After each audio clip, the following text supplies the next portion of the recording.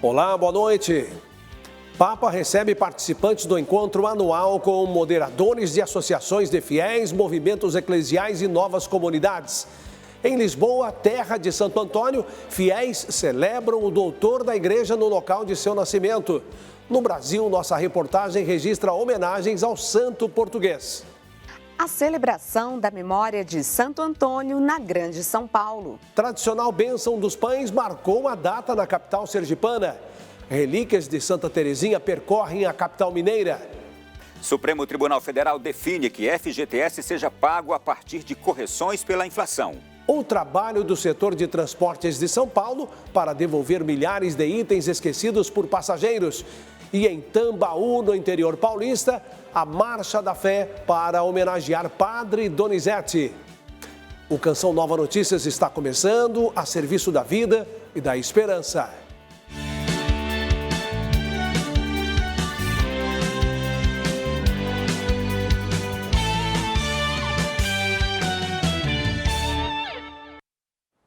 A presidência da Canção Nova participou em Roma do encontro das associações de fiéis e novas comunidades.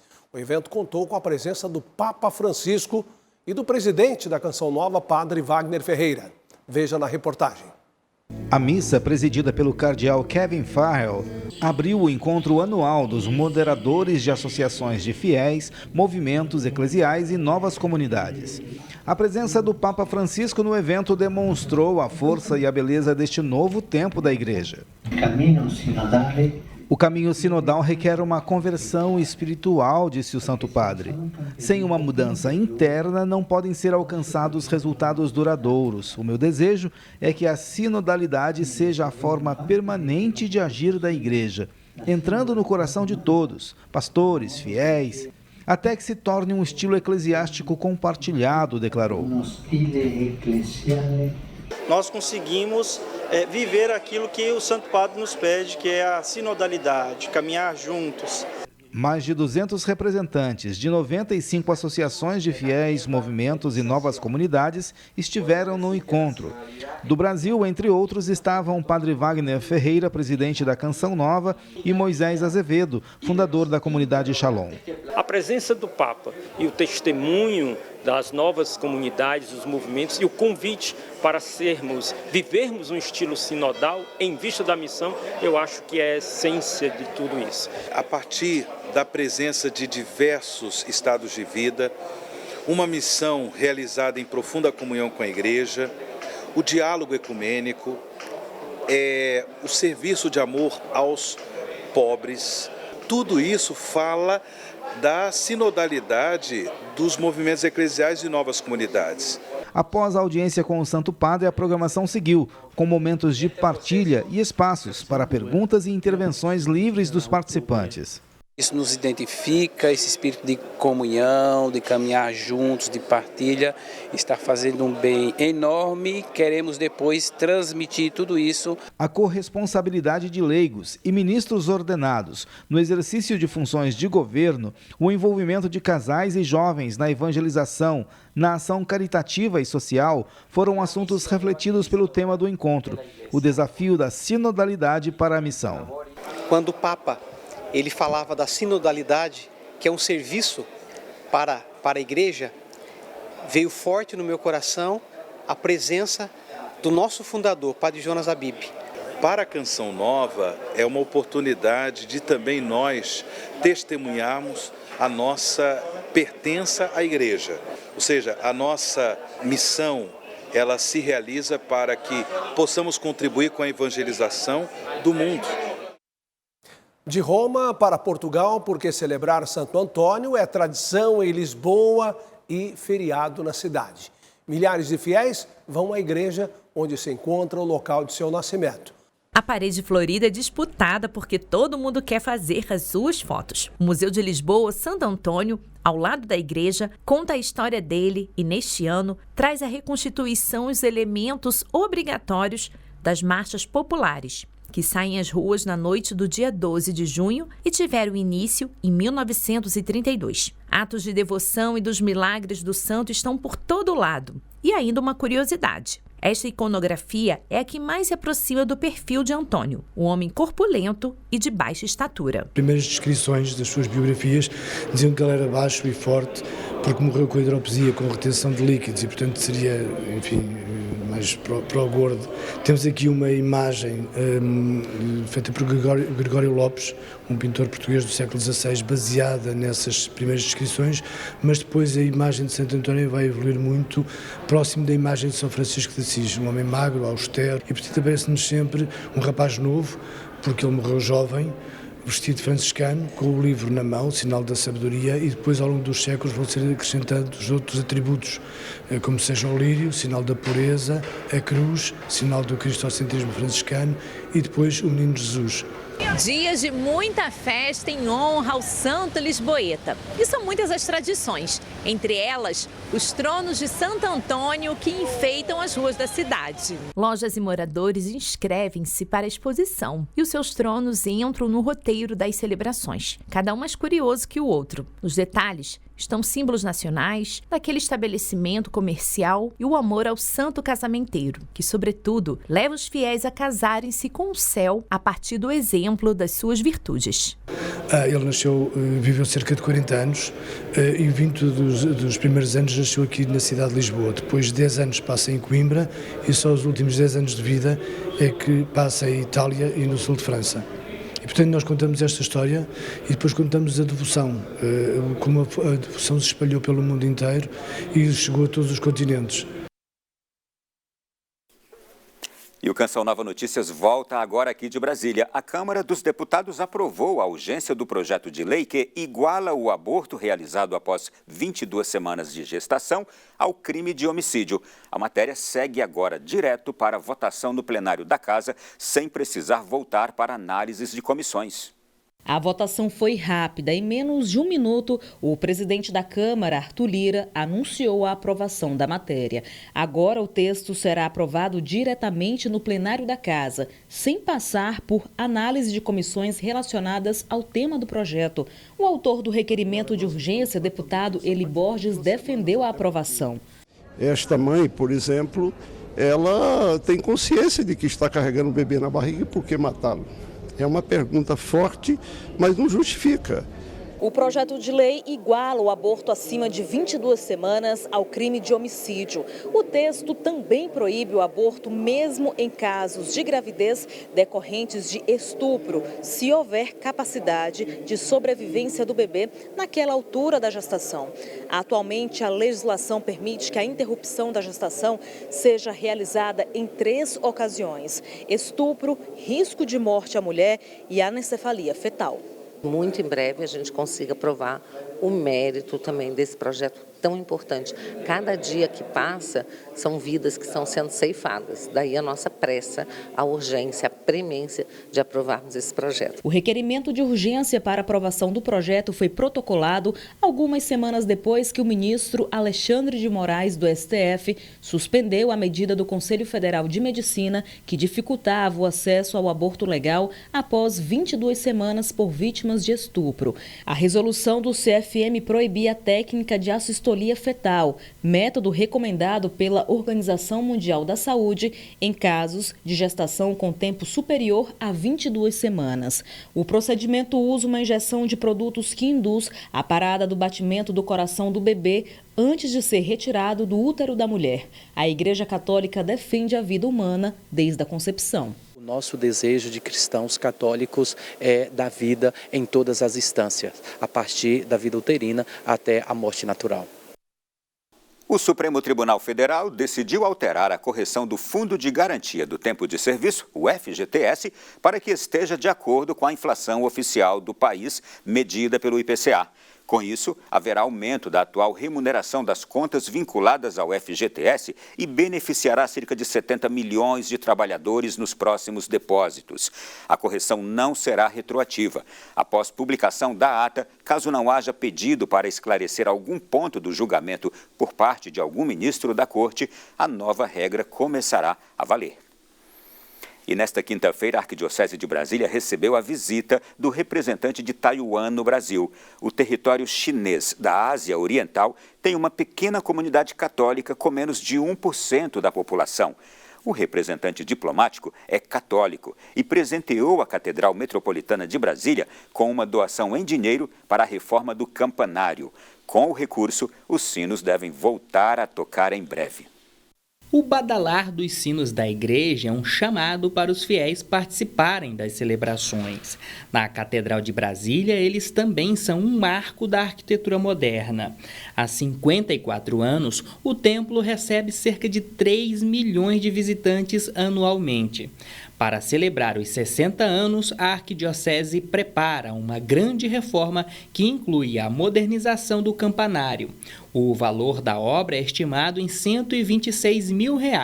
A previsão é concluir a obra em 3 meses.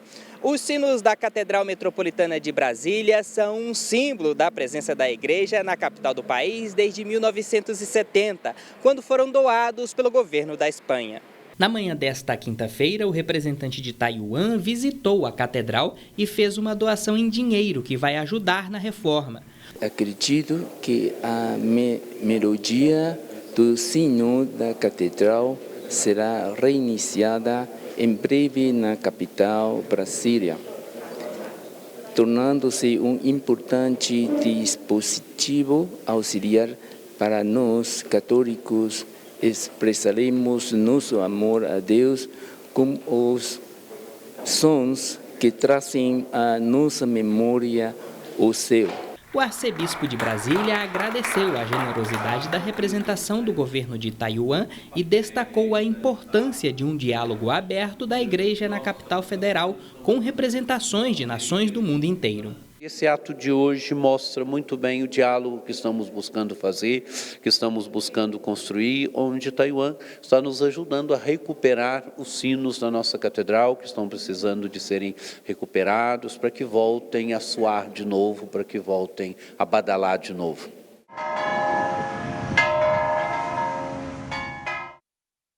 E hoje nós temos um encontro marcado às 10 horas da noite no programa Além da Notícia. Vamos falar sobre as novas perspectivas para soluções de conflitos ambientais, um tema sempre muito delicado. Eu vou conversar com advogadas, procurador do Ministério Público e uma engenheira ambiental. Além da solução de conflitos, vamos falar sobre a reparação de danos. É daqui a pouco, às 10 da noite, aqui na Canção Nova, e eu espero por você. As notícias aqui de Brasília ficam por aqui. Voltamos amanhã. O Canção Nova Notícias está de volta com informações de São Paulo. A igreja celebra hoje a memória de Santo Antônio.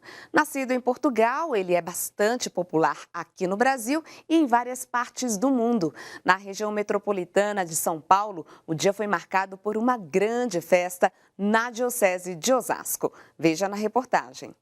Na Catedral de Osasco, a fila se formou para a tradicional distribuição do pão de Santo Antônio.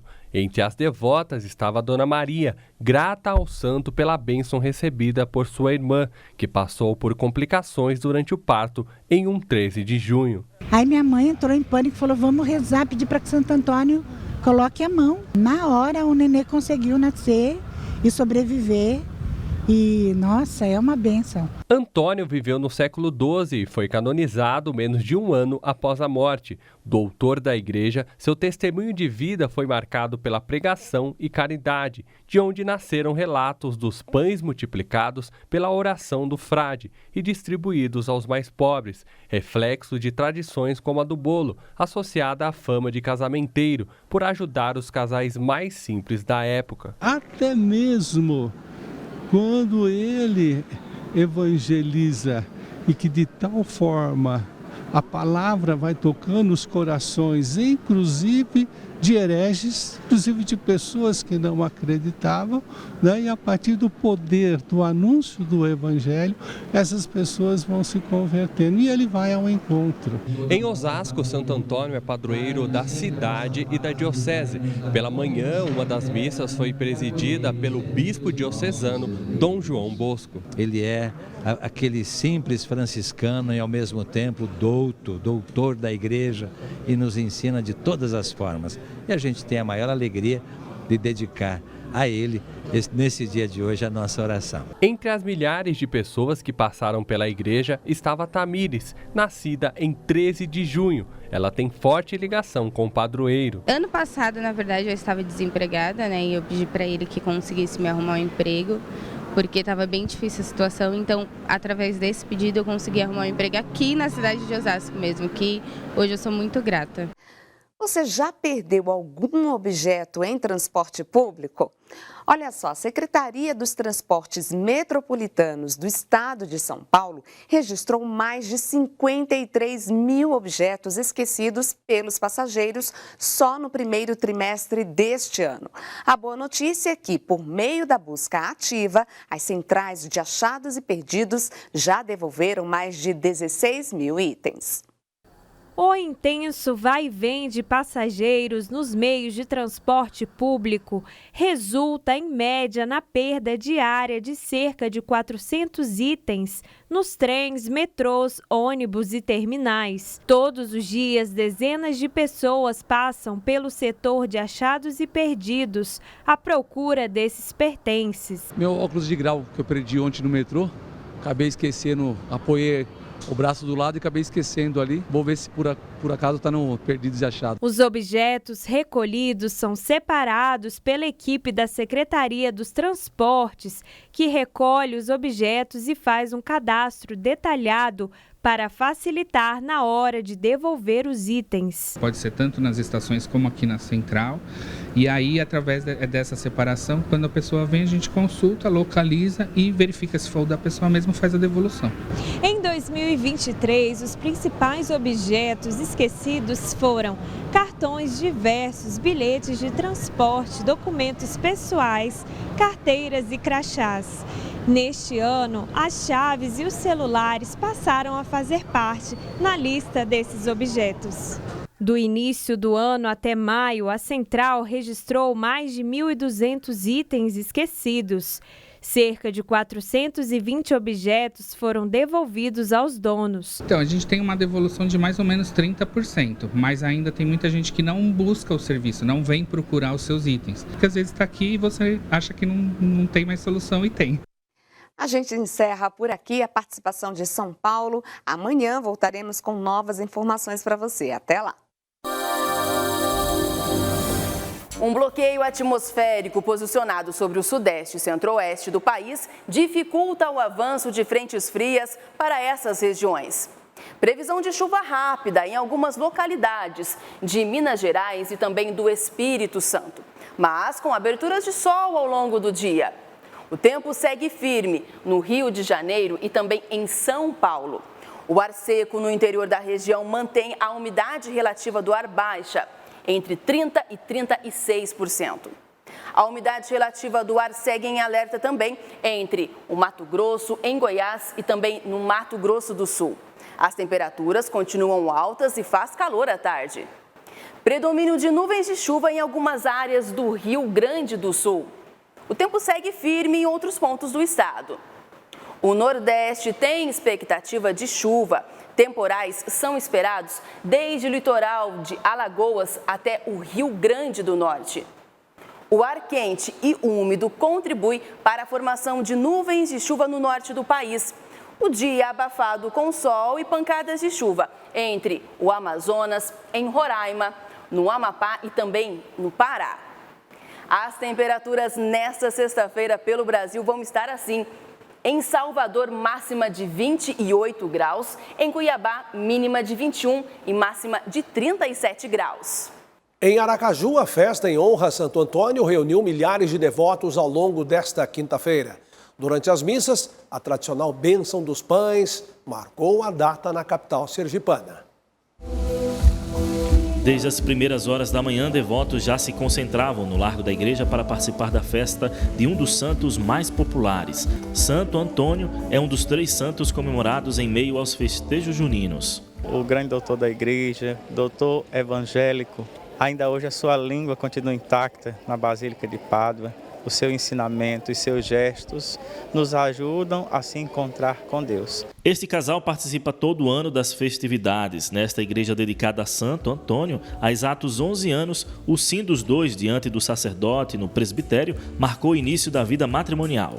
Em agradecimento, todas as graças recebidas em relação à nossa união e também a ajudas que a gente recebeu que era assim, como se fossem impossíveis. Além de agradecer as graças alcançadas, fiéis subiram a colina do Santo Antônio para receber a tradicional bênção dos pães. Para muitos, o alimento que simboliza a fraternidade e fartura é levado para casa, onde as pessoas costumam deixar dentro de potes de farinha e arroz. Ele teve uma vida voltada de ajuda às pessoas mais pobres e o pão é esta simbologia, né?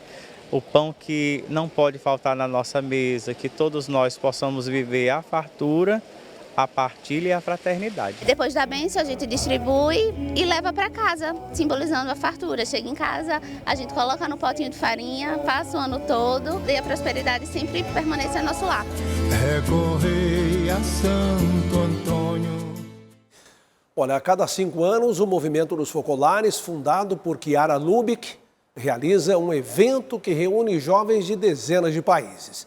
Estamos falando do GenFest, que em 2024 vai acontecer aqui no Brasil. The next GenFest will be held in Brazil! Um dos principais eventos da juventude católica em todo o mundo se aproxima. De 12 a 24 de julho, a terra da padroeira do Brasil e outros 5 pontos do país vão acolher 6.000 jovens dos 5 continentes. A primeira, esses jovens vão ter oportunidade de fazer uma imersão, não só nos projetos sociais do Brasil, como de vários países da América Latina. A segunda vai ser esse evento que vai acontecer em Aparecida, nos dias 19, 20 e 21, onde esses jovens vão ter oportunidade de fazer esse intercâmbio de experiências e também de colocar a mão na massa na construção do mundo unido. É um momento também que vai ter muitos shows, vai ter muita arte e vai ser um momento artístico, mas também de muito conteúdo. Os participantes vão compartilhar talentos e emoções a partir das carreiras profissionais que transformam a sociedade. É uma oportunidade grande para todos os jovens para olhar, tocar e abraçar as dores do mundo. O movimento dos focolares no Brasil definiu Monsenhor Jonas Abib como um apóstolo da comunicação. E anunciar o evangelho também é a missão do GenFest deste ano. Experiência que irá conectar pessoas de mais de 40 países que compartilham o desejo de um mundo mais unido e fraterno. Então, isso é uma coisa muito linda que vamos encontrar em unidade, celebrar nossas diferenças. É um passo grande à unidade do mundo. Então você, que ainda não se inscreveu para o GenFest, sinta-se convidado e venha participar com a gente. A expectativa é que o GenFest ele seja esse grande encontro, onde esses jovens que têm diferenças, né, porque vêm de várias partes do mundo, se encontrem e tenham em mente esse objetivo de construir no GenFest uma unidade para que possa sair para o mundo juntos nessa mesma perspectiva de construção do mundo unido. Olha, as inscrições para o GenFest ainda estão abertas, basta acessar o site genfest.org para garantir a sua vaga no encontro. A igreja se prepara para celebrar o Jubileu 2025. Em Roma, o Departamento Vaticano para a Evangelização deu explicações sobre a organização para o Ano Santo. A coletiva ocorreu na sala de imprensa do Palácio Grazioli, em Roma. Aos jornalistas, Dom Rino Fisichella falou do andamento das mais de 180 obras que estão sendo realizadas em Roma para o Jubileu.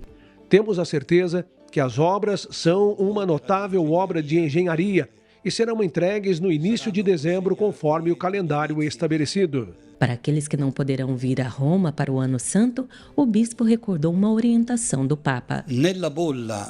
Na bula Espes non confundit, o Papa disse pensar nos peregrinos que virão a Roma e a todos aqueles que viverão o jubileu em suas igrejas locais. Ou seja, quem não vier a Roma vai poder participar do jubileu em suas dioceses. Sobre a estimativa de pessoas que virão a Roma para o jubileu, Dom Rino apresentou dados de um estudo realizado pela Universidade Roma III. A estimativa dos números que temos de aproximadamente 32 milhões de pessoas que poderão vir a Roma para o jubileu. De Portugal, cerca de 85 mil pessoas e do Brasil, 250 mil peregrinos. A indulgência, como citou o Papa Francisco na bula do jubileu, Spes non confundet, é uma graça jubilar que permite descobrir como é ilimitada a misericórdia de Deus. Sobre as indulgências, explicou. A coisa mais importante em um jubileu não é a porta santa, mas sim a indulgência jubilar, isto é, o anúncio do perdão que se faz e não tem limites. Portanto, a indulgência não se experimenta e se obtém apenas vindo a Roma, mas vivendo aquelas obras de caridade e aquelas obras espirituais que estão contidas no decreto da Penitenciaria Apostólica, publicado em 13 de maio. Com o aplicativo do Jubileu nas mãos, Dom Rino ressaltou a importante ferramenta digital preparada para o Ano Santo. 6 línguas. Este é o aplicativo que está em 6 idiomas. Aqui tem o cartão do peregrino para que todos aqueles que vierem possam se inscrever. Ao final, Dom Fisichella lembrou de um dos elementos significativos do ano jubilar, a Porta Santa. O simbolismo tem um valor próprio. A Porta Santa que existe em cada uma das 4 basílicas está fechada. Na verdade, as portas estão muradas há 25 anos. Então existe um ritual para abrir estas portas. Dos tijolos deve ser retirada a chave da Porta Santa que está murada dentro de um santuário para que ninguém possa abrir. Então o símbolo também tem sua própria relação com a natureza excepcional do evento. A cidade de Tambaú, no interior de São Paulo, se prepara para receber milhares de peregrinos nesse fim de semana. A Marcha da Fé, em homenagem ao Beato Donizete, apóstolo da acolhida, reúne homenagens e testemunhos de devotos de todo o país. Matheus Alves e Genilson Passetti estão na cidade e têm as informações. É a 48ª edição da Marcha da Fé do Beato Padre Donizete de Tambaú, interior de São Paulo. Ao meu lado está o reitor do Santuário de Nossa Senhora Aparecida, local que abriga as relíquias, os restos mortais de Padre Donizete. Padre Paulo, o que espera desse fim de semana? Nós esperamos realmente acolher muitas pessoas, muitos romeiros, muitos devotos, do Padre Donizete, já com todo esse final de semana e de maneira especial no domingo, às 8 horas da manhã, onde teremos o início da Marcha da Fé, com a celebração da Eucaristia, presidida pelo nosso bispo, Dom Eugênio, e depois, em seguida, a chuva de rosas, que é uma tradição aqui na cidade. Em seguida, uma grande homenagem feita pela Esquadrilha da Fumaça ao bem-aventurado Donizete. As cores azul e branco predominam. Por quê? É exatamente porque o Padre Donizete ele gostava muito. Tudo que ele tinha, as coisas dele, a igreja mesmo, era pintada também dessas cores. Claro que para ele, talvez, com certeza, tinha uma espiritualidade de tudo isso. A cor branca, sentido da pureza, da busca da santidade, e a cor azul também, o manto de Nossa Senhora Aparecida, a qual ele pediu para que viesse de Aparecida até o santuário. Obrigado, Padre Paulo, por sua participação aqui conosco. Amanhã, aqui no Canção Nova Notícias, você confere uma matéria completa, mostrando toda a devoção ao Beato Padre Donizete. De Tambaú, Matheus Alves para o Canção Nova Notícias. Mais de 70 cidades brasileiras estão recebendo desde fevereiro a peregrinação das relíquias de Santa Teresinha. É a quarta vez que a urna com as relíquias de primeiro grau vem ao Brasil. A Arquidiocese de Belo Horizonte recebeu a urna com o fêmur e os ossos do pé da Santa da Pequena Via. Uma chuva de rosas e muita emoção. As relíquias expressam a dimensão missionária da santa que tinha o desejo de percorrer a terra e anunciar Jesus. As relíquias de Santa Teresinha estão peregrinando pelo Brasil a pedido do nosso provincial, dos frades carmelitas descalços, por ocasião desses aniversários, 150 anos do seu nascimento, depois 100 anos da sua canonização no ano que vem. Lágrimas, devoção e gratidão marcaram o momento. Eu já tive muitas dúvidas em questão à vocação, mas ela, com a intercessão dela, ela me ajudou a abrir os olhos e ver que a minha vocação era o matrimônio, né? E a gente vem aqui agora, nós viemos pedir outra graça, que é a graça da paternidade. Quando eu perdi minha irmã, eu entreguei ela para Santa Terezinha, então eu sei que lá no céu, Lauren está com Santa Terezinha. E hoje eu estou aqui, assim, tendo a oportunidade de estar com ela, receber o amor dela. Esse grupo do Nordeste acompanha a peregrinação no Brasil, vendendo rosas e produtos da Santinha. Minha esposa estava no hospital e ela não estava bem, estava muito mal. E ela mandou chamar os filhos para ver os filhos. E aquela hora ali eu vi que não tinha mais jeito. Aí eu pedi a Santa Terezinha que desse ela mais um tempo para mim. Aí com 3 dias ela saiu do hospital. Santa Terezinha ainda deixou o legado da pequena via, um caminho pelo qual nos tornamos ofertas de amor a Deus nas pequenas coisas do dia a dia. Ela fez a opção pela simplicidade, pela confiança em Deus, então ela não confiava nos seus méritos, mas confiava mais na graça e na misericórdia de Deus. Ser pequena, amar a Deus na pequenez, sempre esperar o último lugar. Santa Terezinha é minha dindinha. O meu nome, Maria Francisca, é o nome de batismo de Santa Terezinha. Ela é um milagre na nossa vida e por isso que nós escolhemos o nome Maria Francisca para homenagear Santa Terezinha.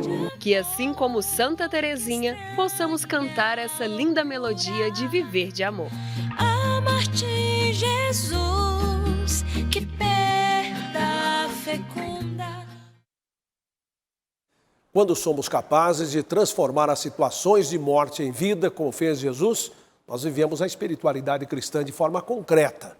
A oração é o respiro da alma. A vida de oração está impregnada no espírito missionário de todos na Canção Nova, que está em comunhão com a igreja. Vejam só, nós estamos com 46% de nossa meta na campanha do projeto Dai-me Almas neste mês de junho. Vá lá, acesse o site clube.cançãonova.com, faça a sua doação. Ou doe pelo Pix, com a chave pix.doação@cançãonova.com. Obrigado por sua generosidade.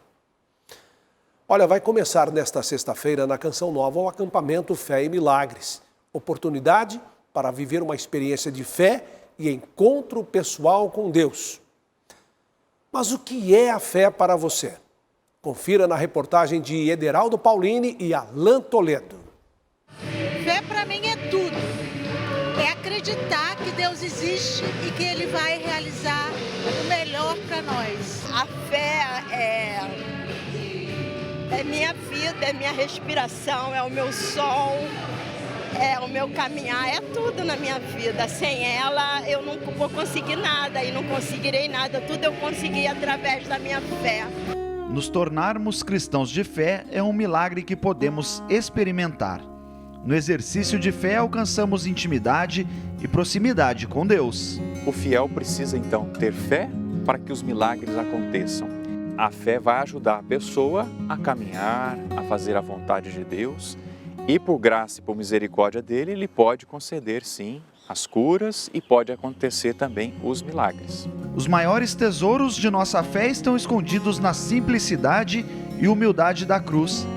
E a oração nos une ao coração do Senhor. Com o tema Se Creres, Verás o Agir de Deus, o acampamento é um convite a olhar além das circunstâncias aparentemente impossíveis e, com uma fé firme, testemunhar a manifestação e glória de Deus em nossas vidas por meio dos milagres. E essa fé precisa ser alimentada, né? Como ela é alimentada? Através da vida de oração, através da Santa Missa, através do engajamento pastoral, através do serviço ao próximo. Então a fé deve provocar em nós atitudes, ações, principalmente de caridade com o nosso próximo. Fé é confiar naquilo que não se vê e, de olhos fechados, dar passos em busca da salvação. Que a pessoa venha para cá aberta, né, às graças de Deus, a Eucaristia que vai participar, a Eucaristia que vai adorar, as palestras que serão ali ministradas, né, que o coração esteja aberto, que a mente esteja aberta para aderir mais uma vez a nosso Senhor, ou então alimentar a fé que já existe para continuar a sua caminhada, vivendo neste mundo, testemunhando no trabalho, testemunhando na família, que Deus é Deus, que Jesus Cristo é o Senhor. Assista a seguir a transmissão da Santa Missa direto de Brasília. A gente se vê novamente amanhã. Boa noite, paz para você.